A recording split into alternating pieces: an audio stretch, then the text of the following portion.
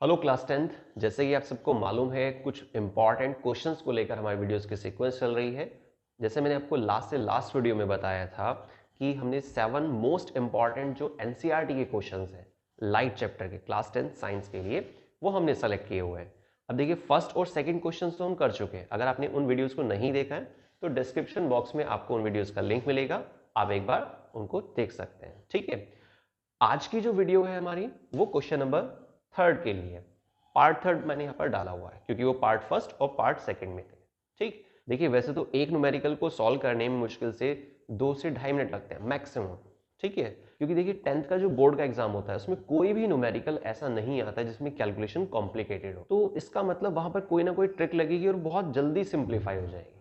Answer कोई ज्यादा complicated नहीं आने वाला आपका, लेकिन फिर भी अगर आपकी कैलकुलेशन के बेसिस पे जो रिजल्ट आ रहा है वो थोड़ा सा कॉम्प्लिकेटेड लग रहा है आपको, तो इसका मतलब कुछ ना कुछ वहां पे गड़बड़ हो चुकी है। भाई उनको भी पता होता है कि बच्चों को सेलेक्टेड टाइम मिल रहा है एक पर्टिकुलर न्यूमेरिकल को करने के लिए। मेरे कहने का मतलब ये है कि आप बेसिक से क्वेश्चन करके चलिए, है ना, और उसी से रिलेटेड आपके एग्जाम में भी क्वेश्चन मिलने के पूरे चांसेस होते हैं। ठीक है, बहुत बार होता है कि क्वेश्चन की लाइन को थोड़ा सा घुमा कर दे दिया जाता है, तो इसलिए क्या करना है, हमें कुछ इंपॉर्टेंट न्यूमेरिकल्स लेने हैं, उनको प्रैक्टिस करनी है और बस फिर आप जो न्यूमेरिकल आएंगे एग्जाम में उसको आसानी से कर पाएंगे। ठीक है, तो चलिए खैर बिना देर करते हुए स्टार्ट करते हैं आज की वीडियो को क्वेश्चन नंबर 3 के साथ। मेरा नाम तुषार भारद्वाज और ये आपका अपना favourite channel science world by Tushar. चलिए सबसे पहले हम क्वेश्चन को डिस्कस करते हैं कि इस क्वेश्चन में आपको क्या दिया हुआ है और क्या चीज फाइंड करनी, जैसे कि हम हर बार करते आ रहे हैं। ठीक है, देखिए क्वेश्चन नंबर 3 में आपसे बोल रहा है कि concave lens has a focal length. कोई कॉनकेव लेंस है, याद रखिएगा मिरर नहीं है, इस बार क्या है हमारे पास, लेंस है। Concave lens has a focal length of 15 centimetre. एक कॉनकेव लेंस है जिसकी फोकल लेंथ आपको बोला गया है 15 सेंटीमीटर, 15 सेंटीमीटर है। एट व्हाट डिस्टेंस, कितनी दूरी पर, शुड ऑब्जेक्ट होना चाहिए कितनी दूरी पर कॉनकेव लेंस से, ऐसा कॉनकेव लेंस जिसकी फोकल लेंथ 15 सेंटीमीटर है। ठीक है, तो ऑब्जेक्ट कितनी दूरी पर होना चाहिए कॉनकेव लेंस से be placed so that it forms an image at 10 centimetre. तो यहां ये क्वेश्चन थोड़ा अलग है। मैंने देखिए क्वेश्चन इसलिए नोट किया है, ज्यादातर क्या होता है ना कि ऑब्जेक्ट की डिस्टेंस दी होती है ना, और फोकल लेंथ दिया होता है। आपसे पूछता है कि भाई आप इमेज की डिस्टेंस फाइंड करिए, लेकिन इस क्वेश्चन में ऐसा नहीं है। ठीक है, यहां आपने नोटिस किया होगा, या मैं एक बार दोबारा बताता हूं आपको, कि कॉनकेव लेंस है जिसकी फोकल लेंथ बोल रहे हैं 15 सेंटीमीटर है, कॉनकेव लेंस की फोकल लेंथ। अब वो आपसे बोल रहे हैं कि एट व्हाट डिस्टेंस, कितनी डिस्टेंस पर आप ऑब्जेक्ट को प्लेस करेंगे लेंस से, जिससे कि जो इमेज बनेगी वो कितनी डिस्टेंस पे बननी चाहिए, 10 सेंटीमीटर। ठीक है, तो 10 सेंटीमीटर की दूरी पर इमेज फॉर्म्ड होनी चाहिए, लेकिन ऑब्जेक्ट कहां खड़ा करेंगे ये हमें पता नहीं है। तो इसीलिए ये क्वेश्चन थोड़ा सा डिफरेंट है जो हमने फर्स्ट और सेकंड क्वेश्चन किए थे उनसे। ठीक है, also find the magnification produced by the lens. अब लेंस के द्वारा जो मैग्निफिकेशन प्रोड्यूस हो रहा है ये भी आपको कैलकुलेट करना है। ठीक, क्वेश्चन समझ में आ गया आपको? ठीक है, अभी हमें क्या करना है, सबसे पहला काम जो चीजें दी हुई हैं उसको लिखना है। मैंने आपको हर वीडियो में बोला है कि न्यूमेरिकल करने का बहुत बढ़िया तरीका है, बहुत आसान तरीका है अगर आप उस न्यूमेरिकल में पूरे मार्क्स लेना चाहते हैं। सबसे पहले आपको क्या करना है, गिवन लिखना है। ठीक है, नंबर फर्स्ट हमारे पास स्टेप है गिवन के लिए। तो फोकल लेंथ आपको बोला है कितनी है, 15 सेंटीमीटर, 15 सेंटीमीटर हमारे पास फोकल लेंथ है। और अच्छा एक और चीज जो सोचने वाली है, कॉनकेव लेंस है ना, कॉनकेव लेंस में फोकल लेंथ प्लस होती है माइनस। फटाफट से वीडियो को पॉज कीजिए और अपनी कॉपी में आंसर लिखिए, है ना, कि भाई फोकल लेंथ प्लस होनी चाहिए माइनस। उसके बाद फिर वीडियो को प्ले करना है, फिर आपको चेक करना है कि आपने जो उसमें लिखा है कॉपी में अपना आंसर वो मैच कर रहा है या नहीं कर रहा है। फटाफट से ठीक है, चलिए अब देखते हैं इसको। देखिए कॉनकेव लेंस में क्या होता है ना, जैसे शेप आपको याद आ रही होगी, कुछ इस तरीके से शेप होती है ना कॉनकेव लेंस की। जब रेज आती हैं प्रिंसिपल एक्सिस के पैरेलल रेज आती हैं, टकराती हैं, टकराकर ऊपर की तरफ चली आती हैं, डाइवर्जिंग बोलते हैं ना इसको, कॉनकेव लेंस को। और जाने वाली जो रेज होती है, जो डाइवर्जेंट रेज होती है, उसको बैक साइड में हम बढ़ाएंगे डॉटेड, तो जहां पर वो टच करती है उसको हम प्रिंसिपल फोकस बोलते हैं। मेन फोकस हमारा कुल मिलाकर कहां पर होता है? उल्टे हाथ पर होता है ना। तो जब मेन फोकस हमारा लेफ्ट साइड में आ रहा है और लेफ्ट साइड में प्लस होता है माइनस, आप समझ गए, माइनस होता है, इसका मतलब हमारे पास फोकल लेंथ कैसी होनी चाहिए? माइनस का साइन लगाना है आपको यहाँ पे, माइनस का 15 सेंटीमीटर। क्यों होनी चाहिए? क्योंकि रीजन क्या है यहाँ पे? कॉनकेव लेंस है, इसीलिए। क्लियर? कमेंट करके बताइएगा कि आपका ये वाला आंसर सही आया या नहीं आया। ठीक है, नेक्स्ट और क्या दिया हुआ है आपको? यहां पर आपसे बोल रहा है यू तो फाइंड करना है, कोई बात नहीं, यू हमें फाइंड करना है। और मैंने आपको चैप्टर की वीडियोस में भी समझाया था, टॉपिक वाइज जो हमने बनाई हुई थी, कि देखिए यू जो होता है ना वो माइनस में होता है, क्योंकि लेफ्ट में प्लेस करते हैं उसको। तो इसका मतलब जब हम इस न्यूमेरिकल की मदद से यू फाइंड आउट करेंगे, ऑब्जेक्ट की डिस्टेंस फाइंड आउट करेंगे, तो आंसर कैसा आना चाहिए? प्लस में या माइनस में? माइनस में आना चाहिए, है ना। एक हिंट है हमारे पास ये, ताकि हम अपने आंसर्स को चेक कर सकें। v कितना दिया हुआ है इसमें? v आपको दिया हुआ है 10 सेंटीमीटर। ये हमारा हो गया v 10 सेंटीमीटर। लेकिन एक और चीज सोचनी है आपको, चलिए मैं यहाँ पे डायग्रामेटिक बताता हूँ, है ना। ये हमारा कॉनकेव लेंस है, ठीक है, इस तरीके से। ये प्रिंसिपल एक्सिस हो गई, ये हो गया हमारा ऑप्टिकल सेंटर। क्लियर? अब इस कॉनकेव लेंस में जब हम ऑब्जेक्ट को प्लेस करेंगे, मान लेते हैं ऑब्जेक्ट यहां कहीं है, तो यहां से ऐसे रेज जा रही हैं, वैसे यहीं से बैंड होना स्टार्ट हो जाती हैं।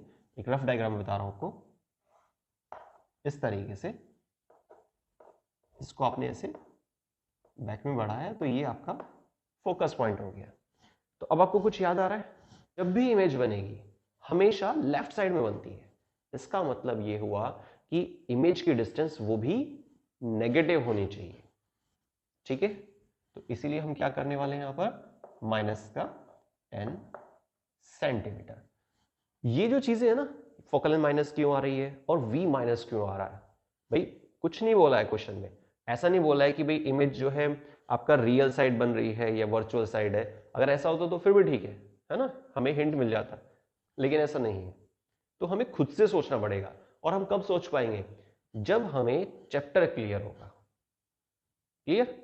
तो आपको क्या करना है? पहले चैप्टर पे कमांड रखनी है, और अगर आपने चैप्टर पे कमांड बना ली है तो फिर कोई दिक्कत नहीं, फिर आप न्यूमेरिकल भी बहुत आसानी से कर लेंगे। लेकिन अगर आप न्यूमेरिकल नहीं कर पा रहे हैं, आपके आंसर्स उसमें गलत आ रहे हैं, कैलकुलेशन तो ठीक है पर फिर भी आपने कहीं माइनस छोड़ दिए, आप फॉर्मूला भूल गए हैं, तो वहां पर आपको क्या करना है? चैप्टर के बारे में थोड़ा सा एक बार रिविजन करनी पड़ेगी आपको। ठीक है, लेंस फॉर्मूला क्या होता है? 1/f is equal to 1/v minus 1/u। ये हमारा है लेंस फॉर्मूला। f क्या है यहां पर? फोकल लेंथ, v क्या है? डिस्टेंस ऑफ इमेज, और u क्या है हमारे पास? Distance of object. अभी हम क्या करने वाले हैं? v इधर आ जाएगा, 1/f minus 1/v is equal to में माइनस का 1/u। ठीक है, इसको हमने थोड़ा सा चेंज कर लिया है, थोड़ा और सिंप्लीफाई कर लेते हैं, क्योंकि ना तो ये सीधा लिखेंगे तो ठीक लगेगा आपको। फिर उससे 1/f माइनस 1/v। ठीक है, फॉर्मूले को अभी कुछ नहीं किया हमने, पहले गिवन लिखा है, फॉर्मूला लिखा है, कौन सा फॉर्मूला में यूज करना है, और उसके बाद हमने फॉर्मूले को थोड़ा सा रीअरेंज कर लिया। अब देखिए इसमें हमें वैल्यू पुट करनी है, ये माइनस का 1/u ऐसे ही रहेगा। फोकल लेंथ कितनी दी हुई थी आपको? माइनस का 15। एक और तरीका है देखिए ना, ताकि मिस्टेक ना हो, माइनस का जो साइन होता है ना उसको आप ऊपर ही रखना।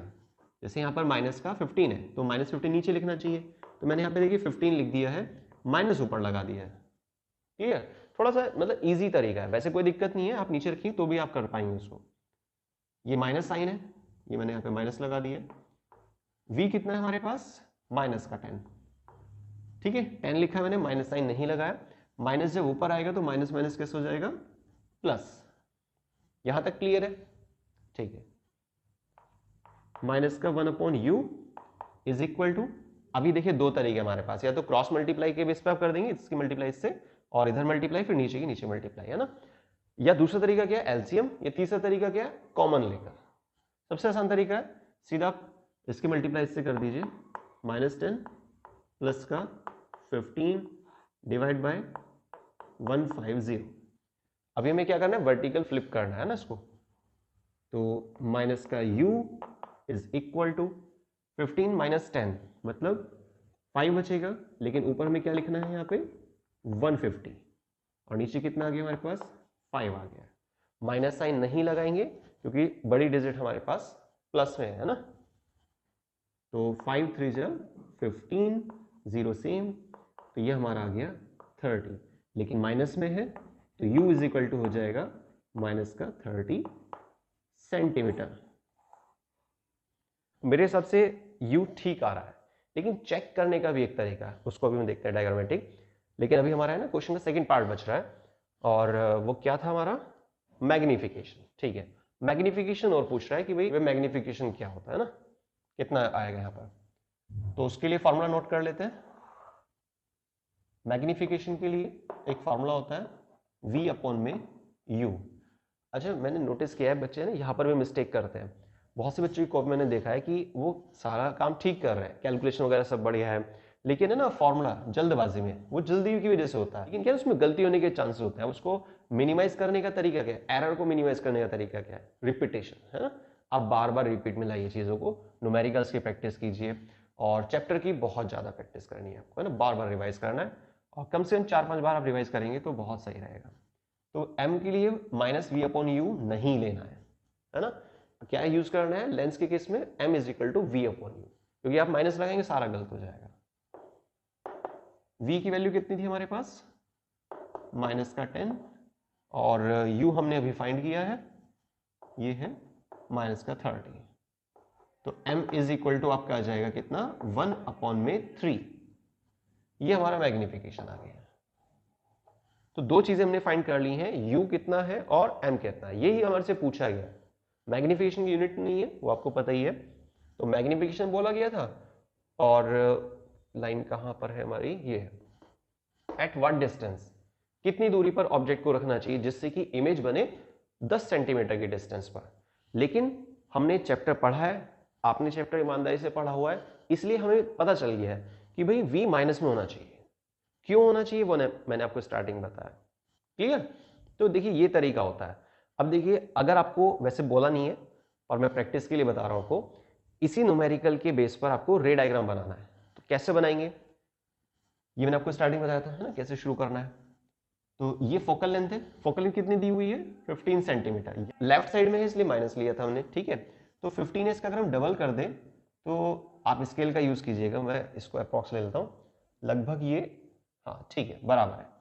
तो ये हमारे पास क्या है 2f, ठीक है, 15 और 15 30, ऑब्जेक्ट की डिस्टेंस कितनी है 30 सेंटीमीटर। इसका मतलब ऑब्जेक्ट कहां खड़ा है, 2f पर प्लेस है, ये हमारा ऑब्जेक्ट हुआ यहां पर, ठीक है। ऑब्जेक्ट की पोजीशन हो गई, फर्स्ट रूल हमने अप्लाई कर दिया। सेकेंड रूल, ऑब्जेक्ट का हेड और ऑप्टिकल सेंटर,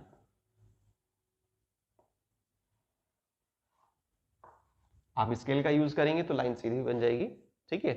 और तो ये इंटरसेक्शन हो रहा है ना, यही हमारे पास है इमेज, क्लियर।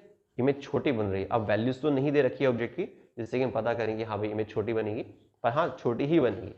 लेकिन एक आपसे क्वेश्चन में दिया हुआ था, आपको बोला था v कितना है माइनस का 10, माइनस तो खैर हमने लगाया था, तो v 10 दिया हुआ है, फोकल कितनी है 15, और नोटिस करना आप 15 है और ये 10 है, तो बात ठीक है। तो ऐसे आप है ना डायग्राम के बेस पे अंदाजा लगा सकते हैं कि हाँ भाई हमारा आंसर लगभग ठीक है या नहीं है। तो ऑब्जेक्ट को अगर आप 2f पर प्लेस करते हैं तो इमेज फोकल लेंथ से थोड़ा डाउन ही रहती है, जितनी मेजरमेंट फोकल लेंथ की है। ये सिंपल सा तरीका था। तो आई थिंक आपने जो अभी न्यूमेरिकल हमने नोट किया हुआ था, NCERT class 10 science light chapter के एनसीईआरटी का ये एक इंपॉर्टेंट न्यूमेरिकल था। तो आई थिंक आपको ये न्यूमेरिकल, इसमें क्या पूछा जा रहा है, क्या आपको फाइंड करना है, और सबसे इंपॉर्टेंट चीज किस तरीके से फाइंड करना है ना, क्या प्रॉपर स्टेप्स हमें यूज करने चाहिए। तो आई थिंक आपको ये सारी चीजें अच्छे से क्लियर हो गई होंगी। और अगर आपको न्यूमेरिकल समझ में आ गया है, कैसे सॉल्व करना है, ये सारे स्टेप्स क्लियर है, तो प्लीज वीडियो को लाइक कीजिए, कमेंट करके फीडबैक जरूर दीजिएगा, और मैक्सिमम शेयर कीजिए, जिससे कि एग्जाम में किसी भी बच्चे का न्यूमेरिकल नहीं छूटना चाहिए, और सही आना चाहिए, बिल्कुल सही आना चाहिए। और बहुत बार क्या होता है कि अगर कैलकुलेशन मिस्टेक हो भी गई है और आपने स्टेप वाइज काम किया है तो आपको उन स्टेप्स पर मार्क्स मिल सके। तो आज की वीडियो बस इतना ही। वीडियो को स्टार्टिंग से लास्ट तक देखने के लिए बहुत बहुत धन्यवाद, और इसी तरह सपोर्ट करते रहिए आपके अपने favourite channel science world by Tushar sir को। थैंक्स।